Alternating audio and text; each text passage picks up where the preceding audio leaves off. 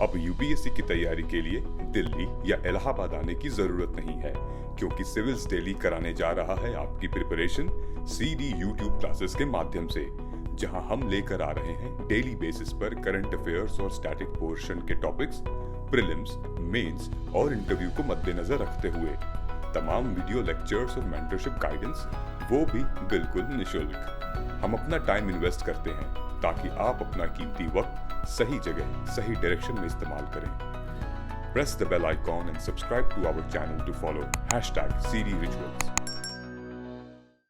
नमस्कार दोस्तों, मैं हूं आद्या और स्वागत है आप सभी का सिविल्स डेली के प्रोग्राम अभ्यास सीसैट पीटी 2022 में।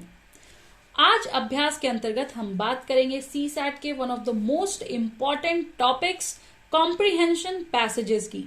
जानेंगे आज के इस सेशन में हम कि कैसे हम सॉल्व कर सकते हैं कॉम्प्रिहेंशन पैसेजेस, वो भी हमारा आंसर बिल्कुल श्योरिटी के साथ कि सही हो।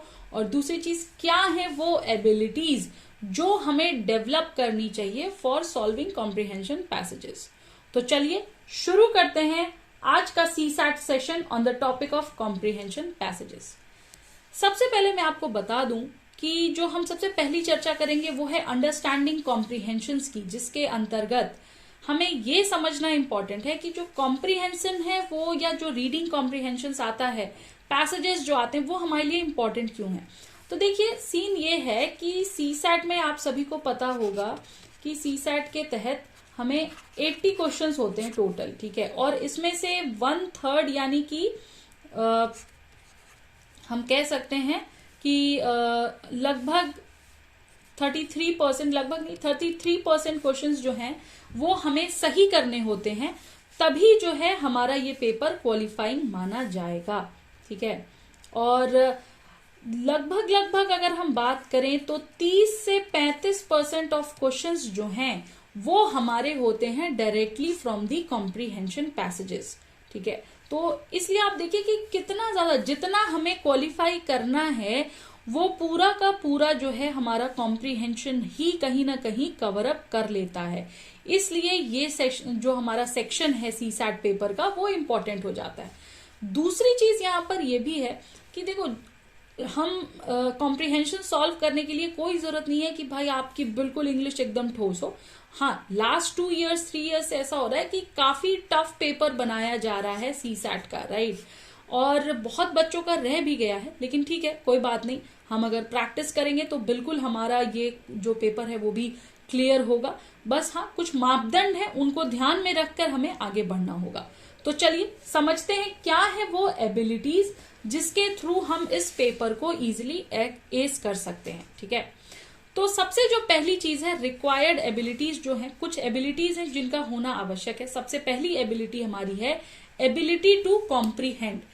इसके अंदर ये आपको समझना है कि एबिलिटी टू कॉम्प्रीहेंड का मतलब सीधा सीधा है कि जो पैसेज है हमारा, ठीक है, और जो क्वेश्चंस हमसे पूछे जा रहे हैं उनका लॉजिक क्या है, ये समझना इंपॉर्टेंट है, ठीक है।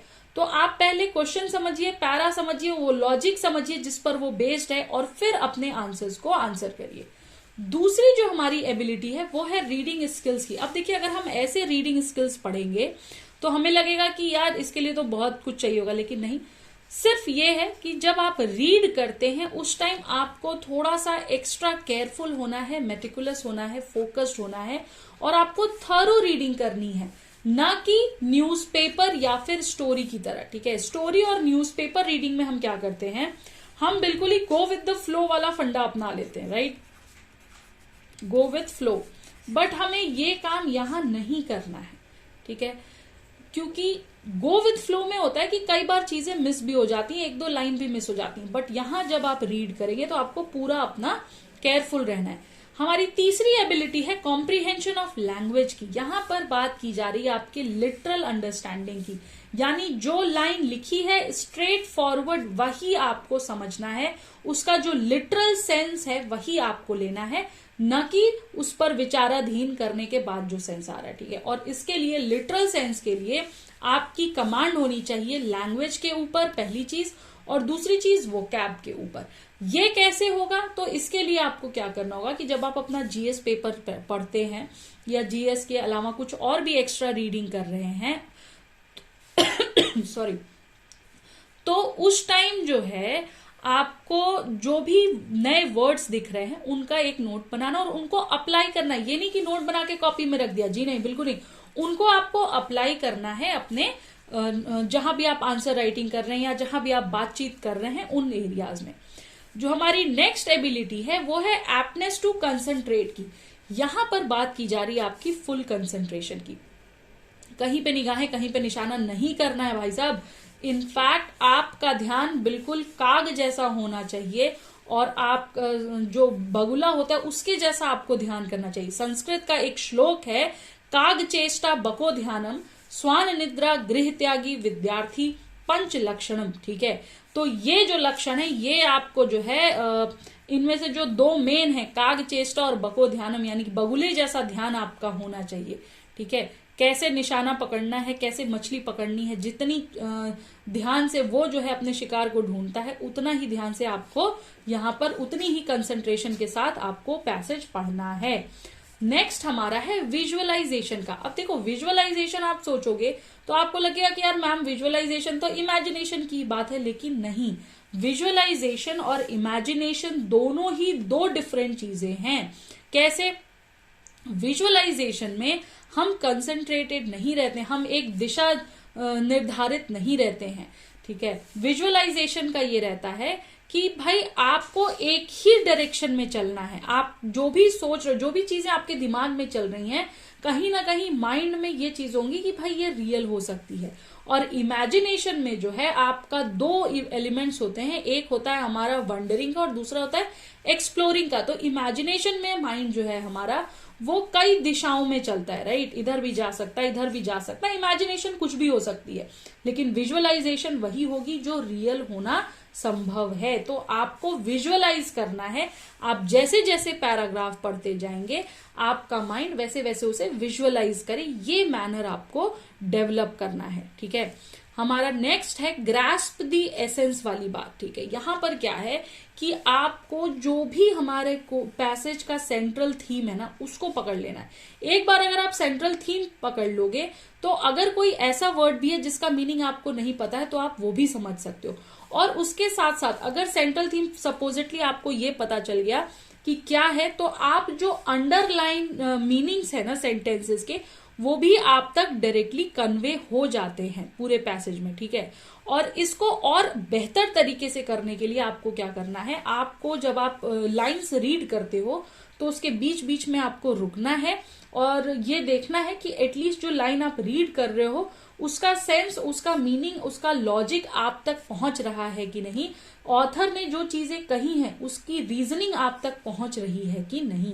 इन शॉर्ट अगर मैं कहूं तो आपको खुद को ऑथर के शूज में रख के ये पैराग्राफ होगा ना जैसे आपने खुद ही लिखा हो। ओके, नेक्स्ट जो हमारा है वो है रीडिंग स्पीड से रिलेटेड। अब देखिए रीडिंग स्पीड से रिलेटेड का मतलब ये है कि ऐसा नहीं कि आपकी रीडिंग स्पीड बहुत फास्ट होनी चाहिए, लेकिन हाँ रीडिंग स्पीड जो है आपकी वो ऑप्टिमल होनी चाहिए। फास्ट इसलिए मैं नहीं बोलूंगी क्योंकि अगर हम फास्ट पढ़ेंगे तो बहुत से वर्ड्स हमारे माइंड से स्किप हो जाते हैं। जैसे कुछ भी लिखा है 2-4 वर्ड जो है उड़ जाएगा, इसलिए फास्ट मत रखिए, ऑप्टिमम रखिए। और स्लो इसलिए मत रखिए क्योंकि आपके पास टाइम कंस्ट्रेंट है। याद रखिए आपको 2 घंटे के अंदर ही सारा पेपर सॉल्व करना है, राइट? तो इसलिए हम बहुत धीरे भी नहीं कर सकते, इसलिए अपनी रीडिंग स्पीड को जो है बिल्कुल मैनेज करके चलिए, बिल्कुल ऑप्टिमल रखिए। ठीक है, ये हमारी थी कुछ रिक्वायर्ड एबिलिटीज जिनकी जरूरत हमें पड़ती है पेपर को सॉल्व करते टाइम। ठीक, अब हम आगे चलेंगे, हम जानेंगे कि कैसे हम जो है पूरे के पूरे पैसेज को सॉल्व करें, how to solve the comprehension skills passages. ठीक है, चलिए आइए देखते हैं। उसके लिए भी कुछ तरीके हैं। तो देखिए सबसे पहले तो जैसे ही आपके हाथ में पेपर आता है ना और जैसे ही आप उसको रीड करना शुरू करते हो, आपको क्या करना है कि जितने भी रीड करते टाइम आपको रेलिवेंट वर्ड्स, पोर्शंस या की एरियाज दिखेंगे उनको फटाफट से आपको अंडरलाइन करना है। जैसे अगर आपको ये स्किल्स दिखा तो स्किल्स फटाफट से अंडरलाइन कर दो। अब आप पूछोगे कि मैम इंपॉर्टेंट या रेलिवेंट एरियाज कैसे, ये हमें कैसे पता चलेगा? देखिए इंपॉर्टेंट या रेलिवेंट वही चीजें होती हैं जो आप तक पूरे पैसेज से रिलेटेड जो भी चीजें, जिस भी बारे में पैसेज बात कर रहा है उसका जो आइडिया है वो कन्वे करे। ठीक है, तो ये हो गया हमारा underlining of the relevant portions, ठीक है, और वो पोर्शन जो कि आपको एसेंस बता रही हैं पैसेज का। ये हमारा है नंबर 1 स्टेप। इसके बाद आप क्या करोगे कि जैसे ही आपकी रीडिंग हो चुकी होगी आप रुक जाओगे वहीं पर और अपने आप से पूछोगे कि जो भी आपने पढ़ा है क्या उसका अर्थ आपको समझ आया है। Start questioning yourself whatever you have read कि what your brain is saying, ठीक है।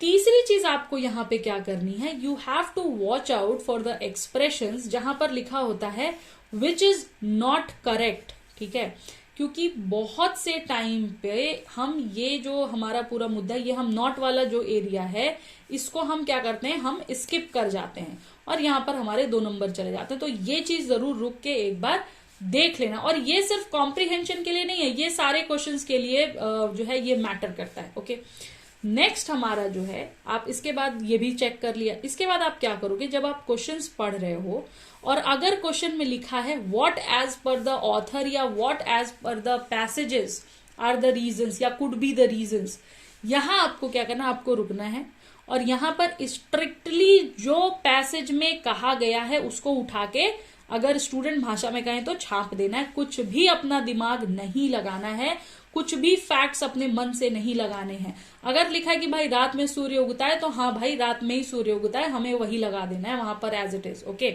कुछ भी नहीं लगाना, क्योंकि पैसेजेस में कई बार चीजें मनगढ़ंत दी होती हैं, कई बार फैक्ट्स बहुत डिफरेंशिएटेड दिए होते हैं, बट वहां पे हमें कॉमन सेंस नहीं लगाना है। वहां जो लिखा है वही चीज हमें देनी है अगर पूछ रहा है तो, ठीक है। नेक्स्ट इसके बाद हम क्या करेंगे, जब हम अपना फाइनल डिसीजन देने वाले होंगे उससे पहले जितने भी ऑप्शंस दिए हैं, सपोजिटली अगर एक क्वेश्चन है, क्वेश्चन में ऑप्शन है ए बी सी डी, ठीक है, तो ऐसा नहीं है कि हमने पहला पढ़ा हमको लगा यार ये आंसर हो सकता है इसको टिक मारो आगे चलो, नहीं, जितने भी ऑप्शंस दिए ना आपको वो सारे पढ़ने हैं, ठीक है। और you don't have to jump on the very first one की थिंकिंग यार ये सही है यार चलो आगे निकलते हैं, नहीं, क्योंकि कई बार क्या होता है कि जो हमारी चॉइसेस दी होती है वो बहुत सिमिलर साउंड करती हैं लेकिन वो अपने आप में भिन्न होती हैं। Same like visualization and imagination thing, दोनों में पिक्चराइजेशन हो रही है बट डिफरेंस डायरेक्शन का है, तो यहां आपको ध्यान रखना है। क्यों, क्योंकि एक ये मीम मुझे मिला था कि भाई जो यूपीएससी में क्वेश्चंस पूछे जाते हैं ना उनके ऑप्शंस ऐसे होते हैं, देखने में बिल्कुल सेम, सारी बॉटल्स हरे रंग की, व्हाइट ट्रांसपेरेंट बॉटल्स हैं, हरे रंग का ढक्कन है, हरे रंग का स्टिकर है, बस क्या है स्पेलिंग में सर आपके डिफरेंशिएशन है, राइट। तो ये चीजें हमें ध्यान रखनी है।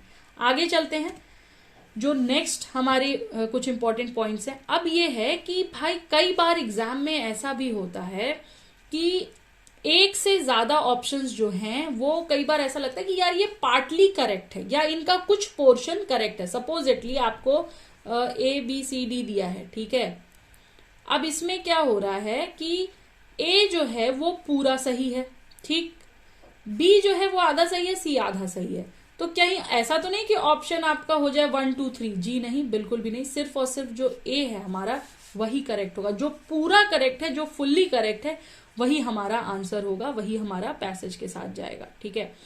इसके बाद आती है बात एलिमिनेशन टेक्निक की। देखो एलिमिनेशन टेक्निक बहुत इंपॉर्टेंट है क्योंकि एलिमिनेशन टेक्निक के यूज से क्या होता है कि एक तो हम लॉजिक लगाते हैं और इनकरेक्ट आंसर्स को हटा देते हैं, ठीक है। दूसरा जो हमारा पॉइंट है वो भी इसी से कि भाई अगर आप इनकरेक्ट आंसर हटा देते हो तो आपके लिए चॉइस थोड़ी सी इजियर हो जाती है और टाइम भी बचता है, राइट।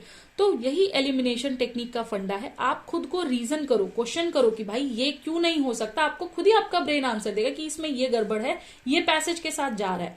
देखो एक चीज ध्यान रखो, प्रीलिम्स लेवल पर क्या होता है कि हमारे आंखों के सामने ही आंसर होता है, right. You just have to pick up कि भाई इसमें से कौन सा सही है। ऐसा नहीं है कि आपको आंसर अपने मन से लिखना है, नहीं, बिल्कुल नहीं, आपके आंखों के सामने है answer, you just have to choose among them, so it is very easy to do that, ठीक है। इसके बाद जो नेक्स्ट चीज आती है वो है हमारी प्री जज की। देखो प्री जज टेक्निक भी जो है बहुत इंपॉर्टेंट है, क्यों, क्योंकि ये टेक्निक क्या करती है कि ये जब हम पैसेज पढ़ रहे होते ना, ठीक है, जैसे हमने पैसेज पढ़ लिया सपोजिटली, उसके बाद हम क्वेश्चन पे आए, तो अगर हमने प्री जज टेक्निक अपनाई है तो क्वेश्चन पढ़ते से ही क्या होगा कि हमारा ब्रेन आंसर देगा, राइट। अब आपको कंफ्यूज नहीं होना है कि भाई हमारा कहीं ऐसा तो नहीं हमारा ब्रेन हमें गलत डायरेक्शन, बिल्कुल भी नहीं। अपने गट की सुनिए, जो आपका ब्रेन कह रहा है अब उसको आप ऑप्शंस में ढूंढो। अगर नहीं है वो ऑप्शन में तो और बात है, अगर अदरवाइज वो मिल जाता है अगर, तो वो मैक्सिमम प्रोबेबिलिटी होती है उस पर्टिकुलर आंसर के करेक्ट होने की। ये चीज हमेशा ध्यान रखना, ठीक है। तो आंख बंद करके उस पर मारो, वो सही होगा ही होगा। जो हमारी लास्ट तरीका है, हमारा जो लास्ट टेक्निक है ऑफ सॉल्विंग कॉम्प्रिहेंशन स्किल, वो है टाइम स्ट्रैटेजी का। अब देखो टाइम स्ट्रैटेजी का मतलब ये नहीं कि कितने समय में हमको वो करें, देखो यहां पर ये कि आपको एक प्रॉपर टाइम अपने हर सेक्शन के लिए सीसैट में एलोकेट करना होगा, ठीक है। फॉर एग्जाम्पल अगर कोई पैसेज है उससे 10 मार्क्स के क्वेश्चन आए हैं, सपोजिटली 5 क्वेश्चन है 2 नंबर के ईच, 10 मार्क्स के हो गए, तो आपको वहां पर इक्विवेलेंट टाइम देना है। 6 से 7 मिनट आप 10 क्वेश्चन के लिए बिल्कुल दे सकते हो, क्योंकि और भी सेक्शंस आपको करने।